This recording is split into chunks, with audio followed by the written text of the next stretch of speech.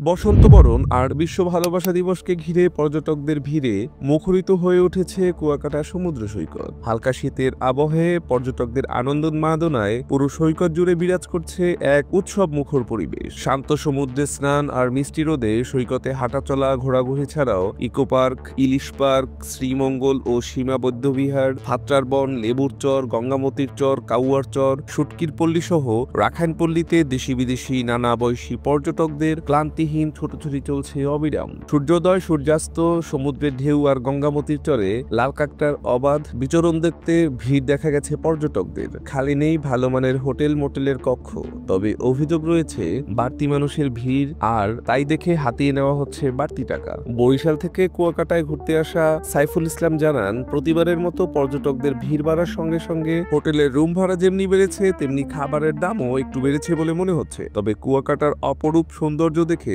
আমরা মুগ্ধ। পর্যটকদের নিরাপদ ভ্রমণে টুরিস্ট পুলিশ কুয়াকাটা জোনের পুলিশ পরিদর্শক মোহাম্মদ হাবিবুর রহমান বলেন, পর্যটকদের শতভাগ নিরাপত্তা দিতে টুরিস্ট পুলিশের পাশাপাশি থানা পুলিশ ও নৌ পুলিশের পক্ষ থেকে সার্বক্ষণিক সতর্ক দৃষ্টি রাখা হচ্ছে। মেহেদী হাসান অনিম, সার্স মিডি নিউজ।